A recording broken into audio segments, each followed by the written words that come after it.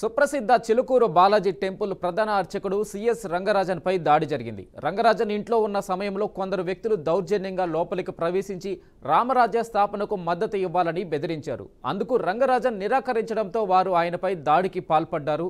తండ్రిపై జరుగుతున్న దాడిని అడ్డుకునేందుకు వచ్చిన రంగరాజన్ కుమారుణ్ణి కూడా దుండగులు గాయపరిచారు. ఈ దాడిపై రంగరాజన్ చిలుకూరు ఆలయ మేనేజింగ్ కమిటీ చైర్మన్ పోలీసులకు ఫిర్యాదు చేశారు. దాడికి పాల్పడ్డ వారిపై చట్టపరమైన చర్యలు తీసుకోవాలని కోరారు. అర్చకుడు రంగరాజన్ పై దాడిని పలు హిందూ సంఘాలు ఖండించాయి. వాళ్ళే దొంగలు. ఏ న్యాయం చెప్తున్నావు? హైకోర్టు అంటున్నావు, సుప్రీంకోర్టు అంటున్నావు. నీకు తెలియదా వాళ్ళకున్న ఇమ్యూనిటీ ఆర్టికల్ 124 సబ్-4? ఎవడైనా ఇప్పుడు దాకా ఏ ప్రధానమంత్రి అయినా ఇంపీచ్ చేయగలిగారా? 77 ఐపీసీ 197 సిఆర్పిసి వాళ్ళ రక్షణ కవచాలు తెలియదా మీకు? భగవద్గీత 18వ అధ్యాయంలో 17వ శ్లోకం ఉన్న యస్య నాహంకృతో భావో బుద్ధిరేష్ట నలిపితే హత్వాపి సహిమాన్ లోకాన్ని హంతి ప్రయోగించే అవకాశం మాకు లేదా? ఏమీ తెలియదండి అయ్యా. పండితులు వేషం వేసుకుని తెలియని నటవిట శూద్రుల వనితలు స్వవచమౌటకు ఉపదిశించి సంతసిల్లి స్వరలయంబులెరుంగకని శిలత్ములై సుభక్తులకు సమానమని దుడుకుగల నన్నే దొరకొడుకు బ్రోచురా. స్వరం తెలియదు. స్వరం తెలుసా? లయ తెలుసా? ఇక్ష్వాకు వంశీయులు ఏ గోత్రాలు ఉన్నారో తెలియదు. క్షాత్రం కలిగిన వారు మీ పరిధిలో ఎంతమంది ఉన్నారో తెలియదు. వైశ్య పరంపర 44వ శ్లోకంలో చెప్పిన వైశ్యులు కృషి గోరక్ష వాణిజ్యం మీ ఆలయ పరిధిలో ఎంతమంది ఉన్నారో తెలియదు. అన్య మత ప్రార్థనా మందిరాల్లో బోధిస్తున్నారు ఈ దేశాన్ని ఎలా దోచుకోవాలని. తెలిసిందల్లా ఒకటే, బలుపు అంతా ఒకటే, బలుపు అహంకారం ఒకటే. మీ స్వామి ఎప్పుడు దందుర్బాణాలు పట్టుకొచ్చి మీ మాటలు వింటడం? ఈ అర్చక పురోహితులు మీ పని ఇది. మీ ఆలయ పరిధిలో క్షాత్రం కలిగిన వారు ఏ గోత్రాల్లో ఉన్నా, వైశ్య పరంపర వారు ఏ గోత్రాల్లో ఉన్నా ధర్మస్థాపన కోసం కలిలో రామరాజ్యం ఏర్పాటు అయ్యింది. భగవద్గీత 4వ అధ్యాయం 7-8 శ్లోకాల ప్రకారంగా. అయ్యా వీళ్ళు అనుకుంటున్నారు, చెప్తున్నావు హైకోర్టు అంటున్నావు, సుప్రీంకోర్టు అంటున్నావు. నీకు తెలియదా?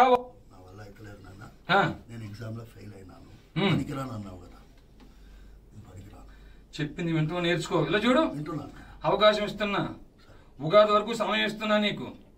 రామరాజ్ ఉన్న అంతా పక్కన పెట్టు, రామరాజ్య స్థాపన కోసం పనిచేయి.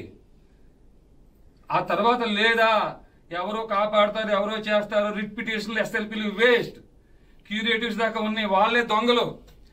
ఏ న్యాయమూర్తులైతే అన్బ్రైడల్ పవర్స్ తో ఆర్టికల్ 124 సబ్-4 అని ఇమ్యూనిటీతో 77 ఐపీసీతో జడ్జెస్ ప్రొటెక్షన్ యాక్ట్ తో ఇట్లాంటి రక్షణ కవచాలు పెట్టుకు విర్రవీగుతున్నారా? రక్షణ కవచాలు బ్రేక్ చేయడం కోసం వచ్చేవాడి అయ్యా మేము కూడా. అయ్యా వింటున్నారా? మేము వచ్చిందే న్యాయ వ్యవస్థ తోలు తీయడం కోసం. వాళ్ళ దగ్గరికి వెళ్ళి భిక్ష అడుక్కుంటావు నువ్వు. వెళ్ళి వాళ్ళ దగ్గరికి వెళ్ళి రిట్పిటిషన్లు వేసి వాళ్ళు కొట్టేస్తే ఇంపీచ్మెంట్ చేసే అవకాశం నీకు ఆర్టికల్ 124 సబ్-4 ఇచ్చిందా? ఇచ్చిందా మీకు? కలిని బంధించడం కోసం వచ్చామని ఆయన మేము వచ్చింది. అయ్యా మీ రాముడంత అందం మాకు లేకపోవచ్చు నాయన, కానీ మమ్మల్ని పంపించిన వాడు హరిగుణ మణిమయ స్వరములు గళమున శోభిల్లు భక్త కోడులిలలో. హరిగుణ సిరినీల గోత్ర క్షాత్రం గుండెల్లో ఉంటానంటే కాళ్ళ దగ్గర పెట్టిన దుర్మార్గుడు నేను. ఏ మాత్రం జాలి దయ లేనివాడిని. ఎందుకు వచ్చానంటే ఆ ముక్కంటి పిలిచిన పిలుపుకి వచ్చాను నేను. వీళ్ళలో ఒక్కరు కూడా వారి అన్నం కోసం, కుటుంబం కోసం రాలే, ధర్మం కోసం, ప్రాణం ఇవ్వడం కోసం వచ్చారు. ఆ తల్లి ఇంట్లో చెప్పి వస్తా నేను తిరిగి రాకపోతే మీరు నా కోసం బెంగ పెట్టుకోవద్దు అని చెప్పి వచ్చారు. ఈ కోర్టులు, పోలీస్ స్టేషన్ ధర్మస్థాపన చేయాలండి. వాళ్ళ పని మానేశారు. వాళ్ళని తొలగించాల్సిన బాధ్యత ఏమో కేంద్ర రాష్ట్ర ప్రభుత్వాలు. వీళ్ళు ఈ పని నలిగిపోయేదేమో సామాన్యులే. దానికోసమే ఒక రామరాజ్యం అని చెప్పి భగవద్గీత 4వ అధ్యాయం 7-8 శ్లోకాల ప్రకారంగా ఒక పెద్ద ఏర్పాటు చేసి దాంట్లో మమ్మల్ని అందరినీ భాగస్వామ్యం చేసుకుంటారు. ఒకసారి తమ్ముడు గారు కూడా, సార్ కూడా వివరించి వెళ్ళి అంటే ఆయన ఇంకా ఇప్పుడే రాత్రి 2 గంటలకు 3 గంటలకు అన్నారు మహాత్మా. ప్రయాగరాజ్ వచ్చారన్నారు. మీరు వేచి ఉంటే ఆయన లేచి. సరే పర్వాలేదు, వెయిట్ చేస్తాం. పర్వాలేదు.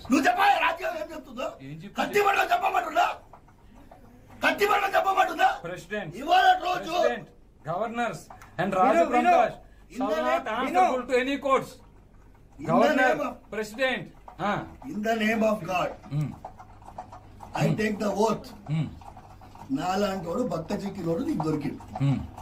ఇదే పని ఇవాళ రోజు శబరిమల జడ్జిమెంట్ లో ఈ దేశంలో శ్రీరాముడికి అధికారం లేదు అని ఒక జడ్జి చెప్పిండు. సుప్రసిద్ధ చిలుకూరు బాలాజీ టెంపుల్ ప్రధాన అర్చకుడు సిఎస్ రంగరాజన్పై దాడి జరిగింది. రంగరాజన్ ఇంట్లో ఉన్న సమయంలో కొందరు వ్యక్తులు దౌర్జన్యంగా లోపలికి ప్రవేశించి రామరాజ్య స్థాపనకు మద్దతు ఇవ్వాలని బెదిరించారు. అందుకు రంగరాజన్ నిరాకరించడంతో వారు ఆయనపై దాడికి పాల్పడ్డారు. తండ్రిపై జరుగుతున్న దాడిని అడ్డుకునేందుకు వచ్చిన రంగరాజన్ కుమారుణ్ణి కూడా దుండగులు గాయపరిచారు. ఈ దాడిపై రంగరాజన్ చిలుకూరు ఆలయ మేనేజింగ్ కమిటీ చైర్మన్ పోలీసులకు ఫిర్యాదు చేశారు. దాడికి పాల్పడ్డ వారిపై చట్టపరమైన చర్యలు తీసుకోవాలని కోరారు. అర్చకుడు రంగరాజన్పై దాడిని పలు హిందూ సంఘాలు కూడా ఖండించాయి. ఈ దాడికి సంబంధించి పూర్తి అప్డేట్స్ మా ప్రతినిధి తేజ అందిస్తారు. తేజ, చెప్పండి. ప్రధానంగా చూస్తే రంగారెడ్డి జిల్లా మోయినాబాద్ లో చాలా దారుణమైనటువంటి పరిస్థితి చోటు చేసుకున్నట్లుగా చెప్పాలి. ఎందుకంటే చిలుకూరు బాలాజీ టెంపుల్ అది ఎంత ఫేమస్ అందరికీ తెలుసు, ఎంత రద్దీగా ఉంటుంది. తిరుమల తిరుపతి దేవస్థానానికి ఎంత భక్తుల రద్దీ పోతూ ఉంటుందో చిలుకూరు బాలాజీ దేవస్థానానికి కూడా అంతే స్థాయిలో భక్తులు రద్దీగా ఉంటారు. అలాంటి చిలుకూరు బాలాజీ ఆలయ ప్రధాన అర్చకుడిగా ఉన్నటువంటి సిఎస్ రంగరాజన్పై అయితే మాత్రం కొంతమంది వ్యక్తులు దాడి చేశారు. రామరాజ్య సంబంధించినటువంటి అంశాలకు మద్దతు ఇచ్చి తీరాలని ఆయన పైన డిమాండ్ చేస్తూ కూడా గత 2 రోజుల క్రితం ఆయన పైన దాడి జరిగినట్టుగా కూడా తెలుస్తుంది. ఇదే నేపథ్యంలో ఈ దాడి జరిగేటువంటి సమయంలో సిఎస్ అంటే చిలుకూరు బాలాజీ దేవాలయం ప్రధాన అర్చకుడుగా ఉన్నటువంటి సిఎస్ రంగరాజన్ కుమారుడు కూడా అడ్డుకున్నటువంటి నేపథ్యంలో తన పైన కూడా కొంత దుర్భాషలాడుతూ కూడా కొంతమంది ఆయన పైన దాడి చేసినట్లుగా కూడా తెలుస్తుంది. ఈ తతంగం మొత్తాన్ని కూడా పూర్తిగా ఆలయ కమిటీ ఏదైతే ఉందో ఆ కమిటీ అయితే మాత్రం పోలీస్ స్టేషన్ కి అయితే పోలీసులకు ఫిర్యాదు చేసినటువంటి పరిస్థితి ఉంది. కానీ దీనికి సంబంధించి అసలు వివరాలు ఏంటి అనేటువంటిది బయటికి మీడియాకు వెల్లడించడానికి నిరాకరించినప్పటికీ కూడా పోలీసులు అయితే మాత్రం దర్యాప్తు చేస్తున్నట్లుగా కూడా తెలుస్తుంది. ఈ దాడితో తన పైన చాలా తీవ్ర స్థాయిలో దుర్భాషలాడుతూ దాడి చేశారంటూ కూడా సిఎస్ రంగరాజన్ అయితే మాత్రం చెప్పినటువంటి పరిస్థితిగానే చెప్పాలి. సో మొత్తంగా చూస్తే మాత్రం పోలీసులు అయితే దీన్ని చాలా సీరియస్ గా తీసుకున్నారు. ఆలయ ప్రధాన అర్చకుడి పైన ఎవరు దాడి చేశారు, ఎందుకు దాడి చేశారు అనేటువంటి అంశాలపైన అయితే మాత్రం పూర్తి స్థాయిలో దర్యాప్తు చేస్తున్నారు అన్నట్లుగానే మనం చెప్పాలి. తేజ, వాళ్ళు ఎవరు, వాళ్ళ మోటివ్ ఏంటి, పోలీసుల ప్రాథమిక ఎంక్వైరీ ఏమైనా బయటపడిందా, ప్రాథమికంగా ఏమైనా పోలీసులు ఏమైనా చెప్పడం జరిగిందా? అంటే ఇప్పుడు పోలీసులు చూస్తారంటే మనకి ఇంతవరకు కూడా పోలీసులు దర్యాప్తు అయితే ప్రారంభించినట్టుగా తెలుస్తుంది. కానీ ఇంతవరకు ఏ విధమైనటువంటి సమాచారం అయితే వారు బయటకు వెల్లడించినటువంటి అంటే అధికారిక ప్రకటన అయితే చేసినటువంటి పరిస్థితి లేదు. కానీ ఇటు ఆలయ ప్రధాన అర్చకుడు సిఎస్ రంగరాజన్ కానీ లేదా ఆలయానికి సంబంధించినటువంటి కమిటీకి సంబంధించినటువంటి ప్రధాన సభ్యులు కానీ వారంతా కూడా అంటే దాడి జరిగింది దానిపైన ఆ పోలీసులకు ఫిర్యాదు చేశారు అని చెప్పారు. కానీ ఏ కోణంలో దాడి జరిగింది, ఎందుకు దాడి జరిగింది అనేటువంటిది అయితే మాత్రం మీడియాకైతే పూర్తి స్థాయిలో వెల్లడించినటువంటి పరిస్థితి లేదు. కానీ రామరాజ్య స్థాపనకు మద్దతు ఇవ్వాలంటూ కూడా దుండగులు అంటే ఆలయ ప్రధాన అర్చకుడిగా ఉన్నటువంటి సిఎస్ రంగరాజన్ పైన దాడి జరిగేటువంటి సమయంలో రామరాజ్య స్థాపనకు మద్దతు ఇవ్వాలి అనేటువంటి ఈ నినాదాలు చేశారు అన్నట్లుగా మాత్రం తెలుస్తుంది. కానీ వారంతా కూడా ఎవరు, ఎందుకు చేశారు, ఈ విధమైనటువంటి నినాదాలు ఎందుకు చేశారు అనేటువంటిది మాత్రం పూర్తిగా తెలియరావాల్సి ఉంది. అక్కడ ఉన్నటువంటి సీసీటీవీ ఫుటేజ్ ఆధారంగా కూడా ఫుటేజ్లో కూడా పూర్తిగా పోలీసులు అయితే ఈ దర్యాప్తులో భాగంగా పరిశీలిస్తున్నారు. మొత్తంగా వారెవరు అనేటువంటిది పూర్తి స్థాయిలో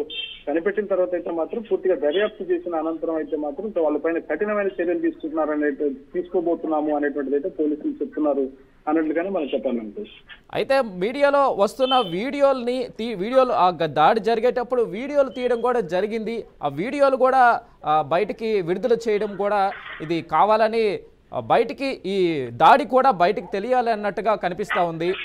సో దీనికి ఏమంటారు? ఖచ్చితంగా ఉంటుంది. ఎందుకంటే ఇప్పుడు దాడి జరిగినటువంటి అంశాలు కానివ్వండి, లేకపోతే దాడి జరిగినటువంటి సమయానికి సంబంధించినటువంటి ఆ వీడియోలు కూడా కానివ్వండి బయట ఇప్పుడు చక్కర్లు కొడుతున్నటువంటి పరిస్థితి. అసలు ఈ వీడియోలు కూడా ఎవరు రిలీజ్ చేశారు, అసలు ఎవరు విడుదల చేశారు, వీళ్ళ యొక్క మోటో ఏంటి, ఎందుకు ఈ విధంగా విడుదల చేయాల్సి వచ్చింది అనేటువంటి అంశాలు ఈ కోణంలో కూడా పోలీసులు చేస్తున్నారు. మొత్తంగా 1-2 రోజుల్లో అయితే మాత్రం దీనిపైన పూర్తి స్థాయిలో ఒక క్లారిటీ స్పష్టత వచ్చేటువంటి పరిస్థితి. పోలీసులు అయితే మాత్రం చాలా సీరియస్ గా తీసుకున్నారు.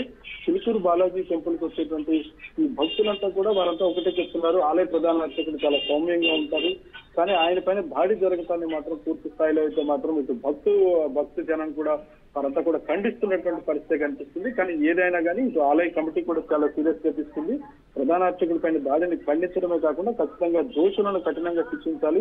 త్వరితగతిన వారందరినీ కూడా విచారణ చేపట్టి పూర్తిగా దర్యాప్తు చేసి వారు అసలు ఎందుకు దాడికి పాల్పడాల్సినటువంటి పరిస్థితులు వచ్చాయి, ఎందుకు వీడియోలు ఈ విధంగా రిలీజ్ చేశారు అనేటువంటిది మాత్రం బయటికి ఖచ్చితంగా దర్యాప్తు చేసి వారిపైన కఠిన చర్యలు తీసుకోవాలనేది మాత్రం ఇటు ఆలయ కమిటీ డిమాండ్ చేస్తున్నట్టుగానే మనకు చెప్పాలి. Okay, right Teja.